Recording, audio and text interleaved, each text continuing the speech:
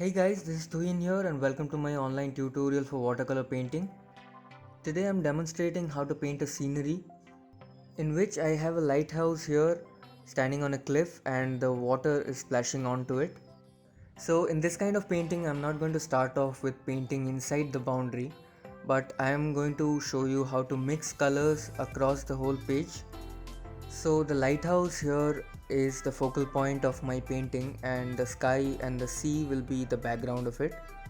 So I'm gonna start off with wetting the whole sheet first and then adding the background colors for a better mix. I'm gonna start painting the horizon with a very diluted wash of Gambo's hue and plain water. And this time I won't be keeping any hard edge in between, but I'll be mixing the colors properly together.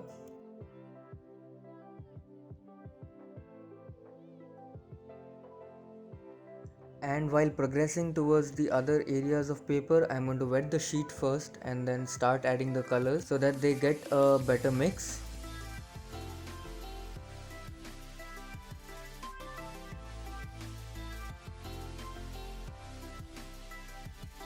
And as you can see, I'm only leaving a bit of boundary towards the right hand side of the lighthouse where I would want the highlights. And while the sky is wet, I'm adding the darker shades of clouds, adding a mix of vermilion red and yellow ochre. So as I move towards the top, I'm going to start replacing the yellowish colors with the reddish ones, and I'll start adding touch of blues, mixing them properly so that they don't have any hard edges between them. I'm working with a flat brush here because it gives me a larger area to mix colors. So all the different tones that you want to add have to be added when the page is wet. Now I'm adding a little bit more dark colors to show the houses near the lighthouse. And as you can see, I'm not too worried about keeping the colors inside my boundary right now. Adding a touch of sap green mixed with burnt sienna. Now I'm gonna give a darker wash for the stones below. And I've rinsed it with plain water on the lower part so that I get a white shade there. And while the paper is wet, I'm adding the darker tones. Try to avoid brushing the sheet too much to mix colors together, because that might ruin the texture of the sheet that you are painting on.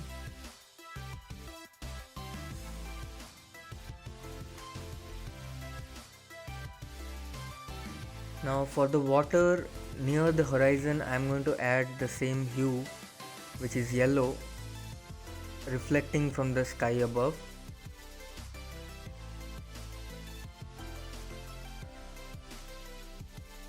And then I'm going to gradually mix it with crimson and then push it off to Prussian blue or cobalt blue. I'm specifically using the flat brush to draw the waves because I kind of get a very flat and jagged edge which I can use to keep the highlights.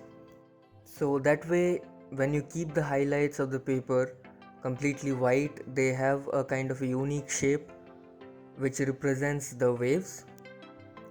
Always try to add a little bit of different colors and not go throughout with one singular color.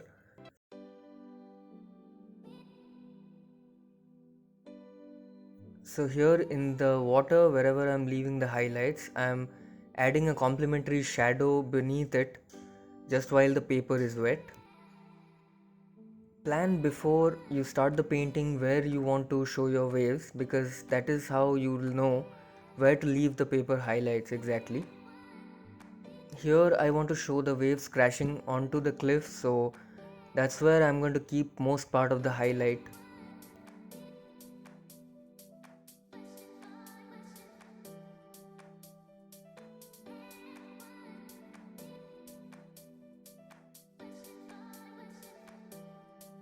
So that's where I'm going to stop with my base wash and I'm going to let it dry for a bit. So my base wash has dried now and I can start adding the colors to my lighthouse. So I'm going to start off with a round tip brush to get more precision this time. So I'm adding the shadow for the lighthouse first, and I'm kind of not making it too dark so that it doesn't stand out too much against the sky.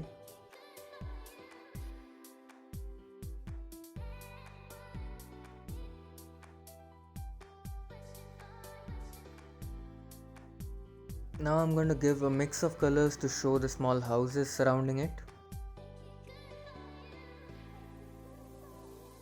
You can totally decide for yourself how much detail you want to show for these small elements and then paint accordingly.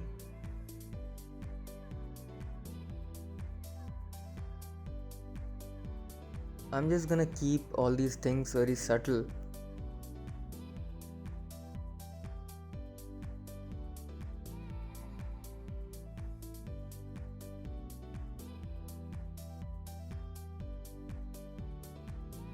Just because I'm painting the focal point of the whole painting, I'm gonna be a little more precise with colors and the edges.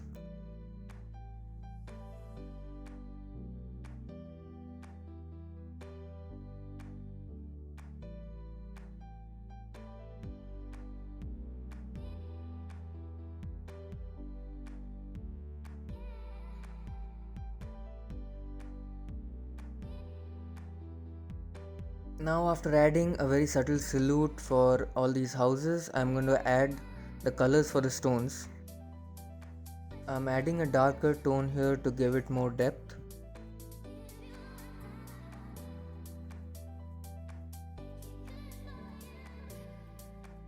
And I'm mixing it with burnt sienna in between. There's no kind of textbook theory which colors or hues you should choose for yourself, so you can choose any colors as long as you can mix them properly. And whenever I'm reaching the bottom part of the cliff, I'm rinsing it with plain water to make the tones lighter around there. Adding the smaller details.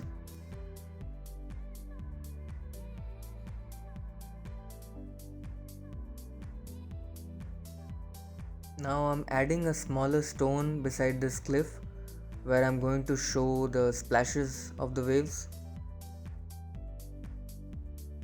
Now for the waves, I'm just adding a darker tone of whatever base wash I had given to it earlier.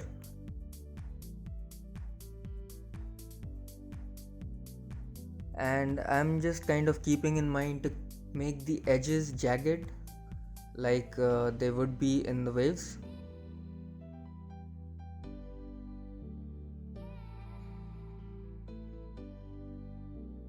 The more edges you give, the more unsmooth the wave surface will look.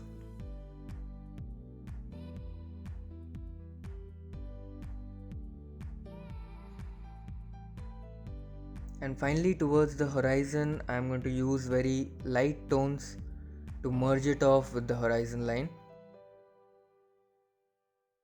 adding a bit more shadow below the rock.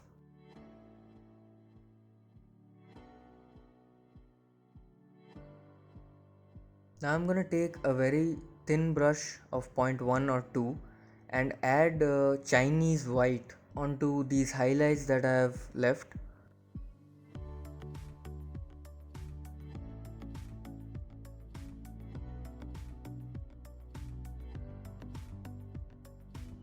And I'm going to try giving the waves a bit more definitive shapes than they are right now.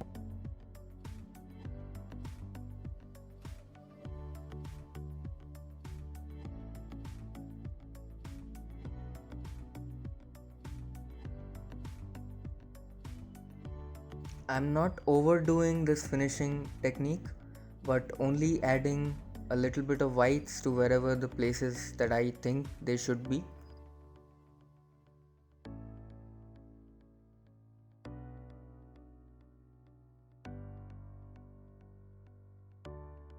I'd like to add little darker tones for the stones of the cliff now.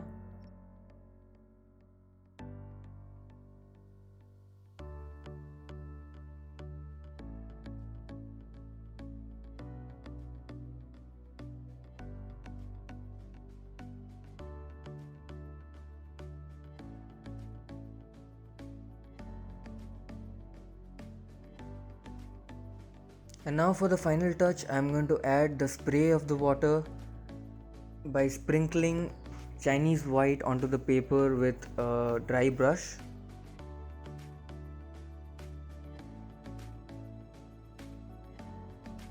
and I'm adding adequate amount of the spray near the bottom of the cliff where I wanted to show the crashing of the waves. So now I'll just let the painting dry for a bit. So that's how the final painting is going to look.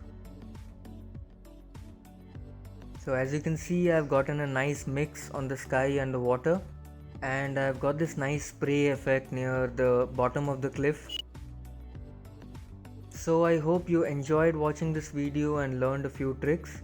So please don't forget to subscribe my channel and let me know about your queries in the comment boxes below. So have fun painting and stay tuned for more of my classes.